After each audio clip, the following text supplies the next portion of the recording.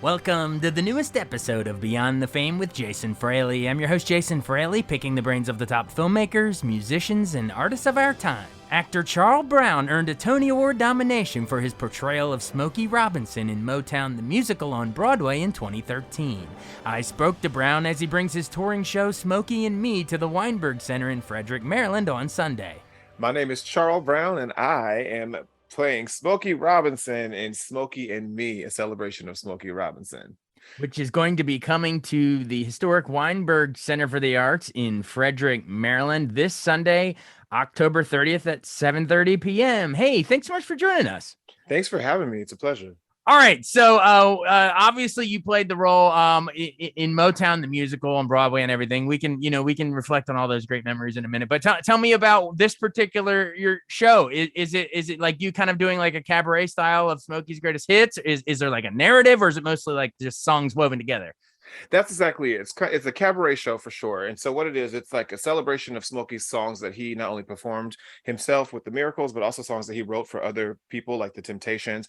And what I do is I take people sort of on a chronological journey of through Motown Records. You know, Smokey Robinson was one of the first artists on Motown Records, Smokey and the Miracles, in fact, and their song Shop Around was their first hit. So I kind of go through the timeline of Motown and through Smokey's journey. But then in the second act, and why it's called Smokey and Me, is I sort of get people an insight into my career as an actor and how I got to Broadway to play Smokey Robinson. And then, of course, we end up with some of Smokey's songs as well. So there's not really a narrative as much as there is a chronological timeline that we follow, Smokey's career and then mine as well in the second act, but using his music to tell the story.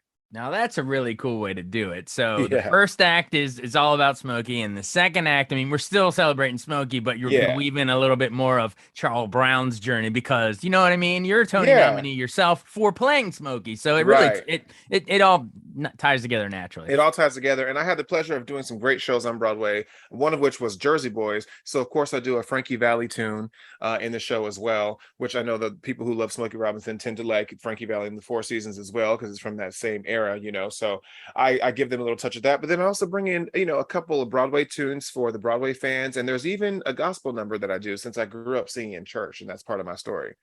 Oh, great. Well, I want to talk to you about all of that. We'll unpack all of it here in the coming minutes here, but let's talk let's talk about real quick. Tell me some of the other, rattle off for, just so I have a good soundbite for the radio. All the great Smokey hits that we're going to hear throughout the show.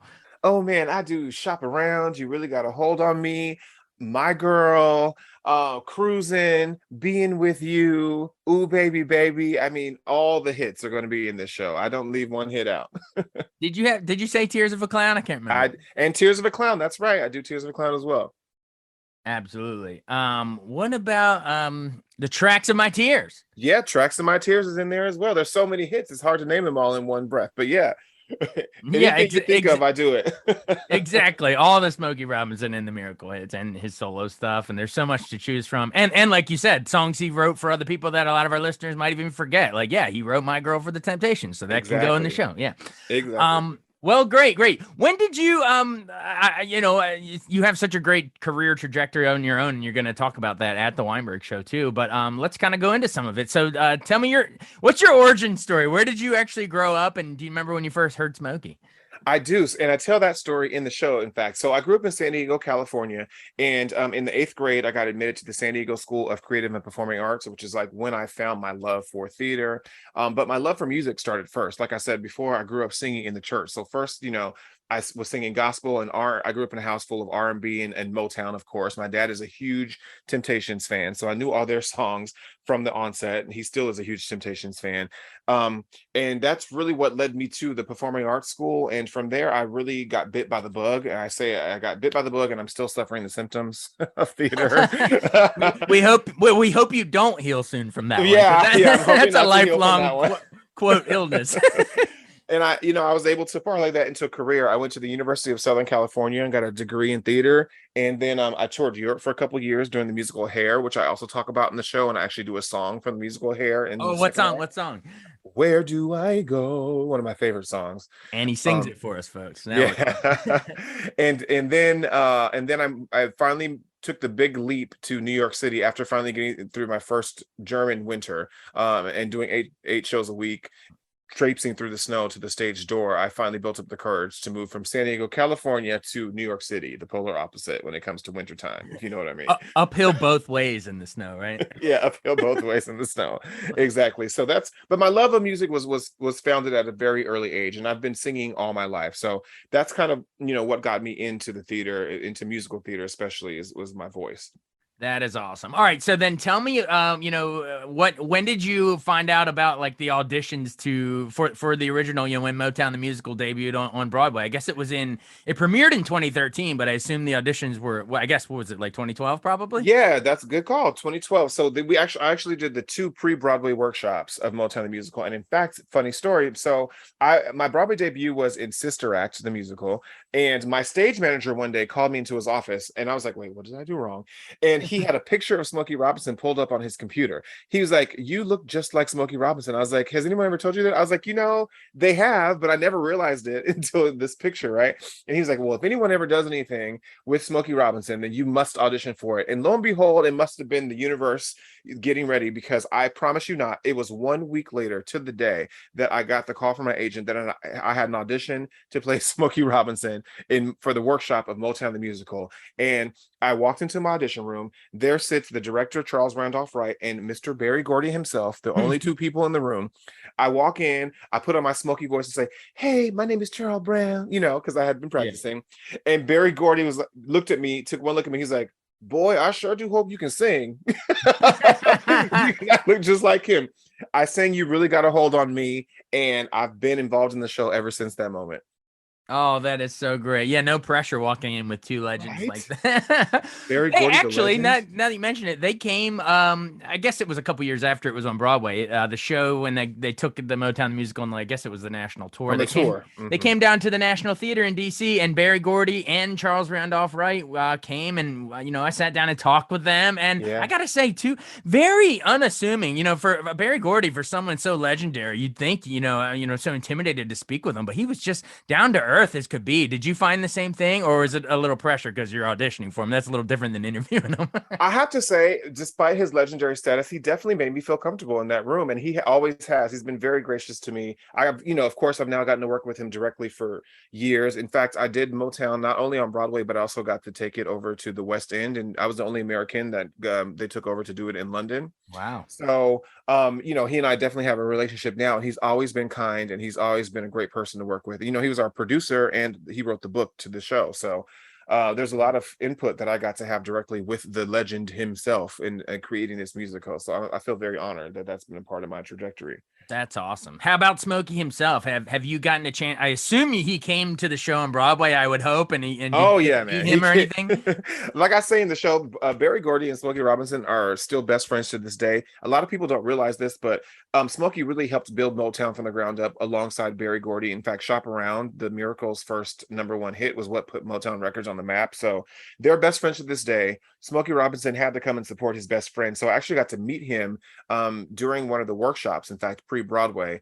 And in fact, I tell this story when we were rehearsing for the presentation we had, and someone told me, they're like, Smokey's here, right? And I had to go out on stage and sing "You Really Got a Hold on Me." And I was like, okay, I'm supposed to be nervous in the scene. So it worked. I used that for my acting.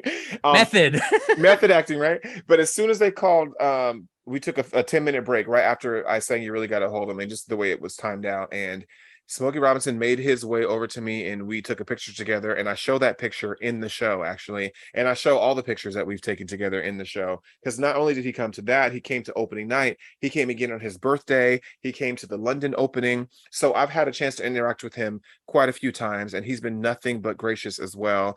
And, very complimentary in my performance and everything. And I tell this story in the show, I'll give it away now, but whenever he would come to the show, he'd wait for me after the stage, and I'd come in and to greet him, and he'd open his arms and put on his big smoky smile and say, "Hey, me." Hey me. Did you say hey me back or say hey you? Yeah. I just said thank you. Hey legend. Hey legend, yeah. Hello, sir. But again, just like we were saying about Berry Gordy and Charles Randolph Wright earlier, you know, every time I've interviewed Smokey, it's been a couple times. You know, he comes to DC and gets like, you know, life achievement awards, Yes, etc. of course. And man, he is right up there with the nicest people I've ever talked to. Like It's these of the so big of true. the Of the legendary people. legendary Grammy, multi-Grammy award winning. Yes, And he's exactly. just, yeah, maybe it's like you're saying, sort of the soft voice too thing, but like Yeah. it disarms you right away. He's just one of the nicest people, and you'd forget, you know, you would forget shaking his hand that, you know, that hand held the pen that wrote like My Girl. Yes, exactly. You know what I think it is though too? I think that both of them, they grew up with not much. They grew up, you know, without a lot of resources, and I think they're just still very down to earth, and they haven't forgotten where they come from, which is very important. And so that's what keeps them humble and keeps them gracious, because everyone tells them, everyone, they know what legends they are. They know how much money they have. You Right. know, they know how far they've come. But it's an honor and a pleasure to have role models like that really appreciate the journey that they've been on and how the world at large has accepted them, because you know they didn't think that this would happen to them in their lifetimes, and they became some of the biggest legends of all time in music history. In fact, they're being honored together by the Grammy Foundation this upcoming Grammys. It was just announced, so you know, for a lifetime achievement award. As they should, damn As they should. Yeah, it. and for the first time the Grammys are honoring two people together, and Mr. Gordy and Smokey Robinson are going to be honored together. That's cool. And it is good that they're grouping them together because yeah, I mean like you're saying, if you've seen Motown the musical, which I Right. have when it came to DC, if you've seen it, you really You realize that understand. Smokey Yeah. becomes like one of the main I mean Barry's obviously the main character, but Yeah. Smokey's like the next main He's a, character. yeah, and he was the first vice president of the company, in fact. Yeah, yeah, Yeah. exactly. They launched this whole Hitsville USA thing together. Couldn't have done it Hmm. without each other. Well, remind us really quick of, you know, that original Broadway cast and who played, you know, Berry Gordy and Diana Ross and Marvin Gaye, you know, all Yeah. the heavy hitters. I mean, I know, I have the list in front of me, but you know, tell our Well, Berry listeners. Gordy, who was played by the two-time Tony Award nominee Brandon Victor Dixon, who is currently starring in Chicago on Broadway, I think. He played Berry Gordy, and he's been a friend of mine for very many years, so we got to work. It was our first time though getting to work together, so that was great. And I got to, you know, we got to play best friends, which was very nice because we've been friends for a while before that point. The beautiful and talented Valicia LeKay, who was also nominated for a Tony Award for her portrayal, her impeccable portrayal of Diana Ross. She was in the show, and Marvin Gaye was portrayed by Brian Terrell Clark, a great actor who's appeared in Hamilton on Broadway and all sorts of things on television. So it was a stellar cast of people, and the ensemble. You know, I said this often. Every single person, even though they weren't necessarily the principal roles, quote unquote, as we call it in the business, every single person on that stage had to step up and not only be a star but be a legend. You know, they all, as far as Gladys Knight and Stevie Wonder and the Jackson Five. You know, at some point or another, every single person in our cast got to play a superstar. So we were spoiled with riches. We would all sit backstage listening to the monitors to each other's performance. And in fact, if you remember, the show opens with a battle between the Four Tops and the Temptations, and The there rap were battle of its day. the battle, yeah, and it from the Motown 25 reunion, which actually did happen. And so we would all sit backstage, and we would know how the show was going to go depending on how much they were doing in that battle. Oh man, I remember watching the Motown 25 growing up, and man, Me talk too. about legendary groups just duking it out. Yeah. That's awesome. And the Motown 25 was the first time we saw Michael Jackson do the moonwalk. Yeah, the audience just gasps. Yeah. Like audibly gasps. Yeah. Awesome. Well, tell me about, I mean, you just, you know, you dished on the, you know, your acclaimed cast there and, you know, 4 Tony nominations that night, but what was it like sitting in there, for you being, because you were nominated, you know, so what was Yeah. it like sitting there, hearing your Oh, name called as a nominee? Obviously, sadly didn't take it, but just being no, there but hey, that is was an quite all honor. right. When they didn't call my name is actually one of those moments where I truly understood what people mean when they say it's an honor just to be nominated. Because listen, this is a huge industry. Just to be recognized, it in itself, for to be one of the 5 people in the category is a feat. There are so many, and especially I was in the featured category, so that's even more people that are featured actors on Broadway in any given season. I mean, there are hundreds upon Right. hundreds, right? So to be one of the 5 that are nominated was a dream come true for me. To get to go to the Tony Awards for the first time, to get to perform on the Tony Awards stage for the first time. I'm talking about something I've been interested in, a show I've been watching since, I don't know, since the 8th grade when I first got admitted to the Performing Arts School in San Diego, California. Right. To finally be sitting there, my parents got to come, a lot of my friends bought tickets to come. A lot of them thought I would win. I didn't, but um, nonetheless, You to get won to in be our there, hearts. I won. Yeah, but I also got to see some of my friends win. Yeah. My good friend Patina Miller won her Tony Award that night for her Pippin, and Diane Paulus, the director of Pippin, who I also had worked with. So it was a room full of colleagues and friends, and to just have my name said out loud as a Tony nominee in the Radio City Yeah. is the dream come true itself, and I'll win the next time. And performing on stage too, that's a total look, man, that I made it. Look, Mom, I made it moment. Yeah, I mean, it Well, truly and was a you magical you night. listed your friends that you got to see win, but you also got to be there when heavy hitters like Cicely Tyson and Courtney B. Yes, Vance and Tracy yes, Letts, and who else won that? Oh, yes. Billy Porter won for Billy Porter won Kinky that Boots night, was and the he's the a friend big of winner mine. there. And Yeah. speaking of Kinky Boots, so one of my best friend from college, Stark Sands, who was also nominated for Kinky Boots, he played opposite Billy Porter in that. We got to sit 2 rows apart from each other at the Tony Awards. I mean, we are best friends from college, and here we are making it to Broadway, and we're nominated in the same season. For and we're sitting two rows away from each other at the Tony Awards. It was just it's like a magical dream I couldn't have even wished up. Absolutely, absolutely. Well, then I can't, just bringing it full circle back to the Weinberg show here this weekend. I can't think of a better way to celebrate. I guess what are we in 2022? So yeah, Yeah, 10 years since you auditioned in 2012. that's right. So it's a perfect time to do this. So when did this tour actually launch? Because I know you're stopping through Frederick at the Weinberg, but where are we on the run here? Yeah, well, this tour is actually born of the pandemic, I'll say, because I finally had time to sit down and create the show that I've been wanting to create for, the past 10 years, really. But Mhm. as you may or may not know, I'm also part of a singing group called the Doo-Wop Project. I have to mention them right now because we've been touring the country for the past 10 years as well. Plug Um, away, plug away. Yeah, so we have a group called the Doo-Wop Project, and we talk about, there were 5 guys who have done Broadway shows together. As I mentioned earlier, I was in Jersey Boys, so we all met doing Jersey Boys, which I did before Motown the Musical. In fact, when we were rehearsing for Motown the Musical during the day, I was doing Jersey Boys on Broadway at night, so I was pulling double duty there.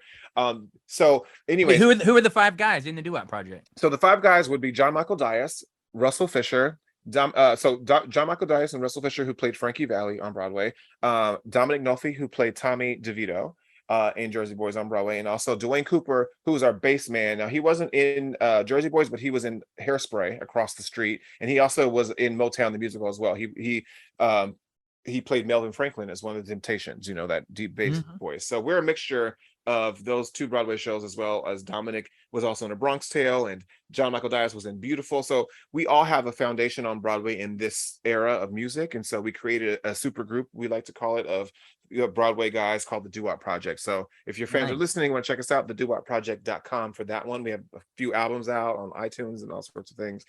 The So Doo-Wop Project. Thanks yeah. for running the. Do you guys? I said the 5 guys. Do you serve burgers? The 5 guys. We should, right? We need to get a sponsorship with them Actually, if you they're shouldn't, listening. because it would taste like a bad joke by me.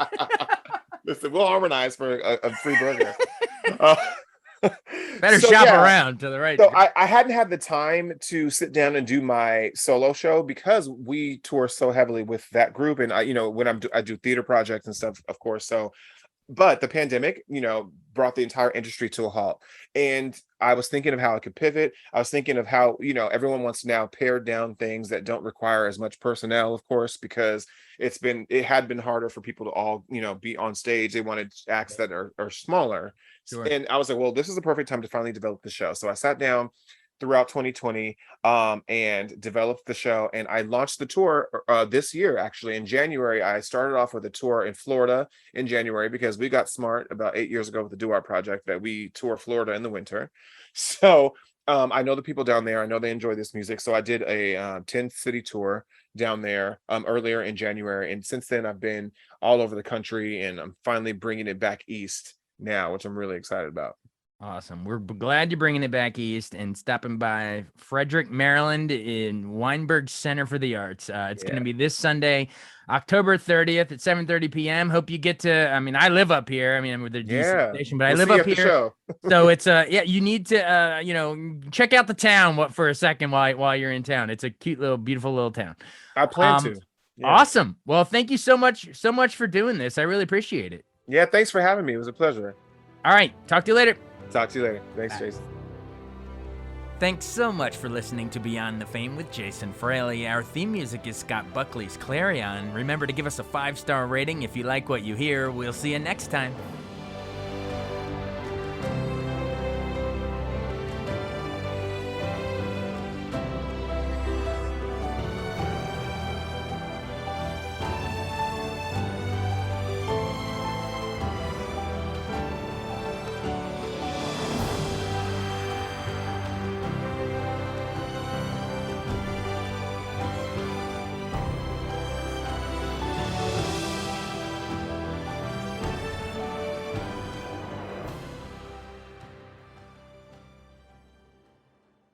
I wanted to take a second to tell you about an app I really enjoy. Living in the DC area is great, and Podcast DC gathers all of the local shows that I like all in one local app. Health, sports, local news, politics, and so much more. Podcast DC is the new local app with hundreds of DC area podcasts to choose from. I can earn exciting rewards just for listening and share the podcasts I love instantly. Available in the App Store or in Google Play, listen local with Podcast DC.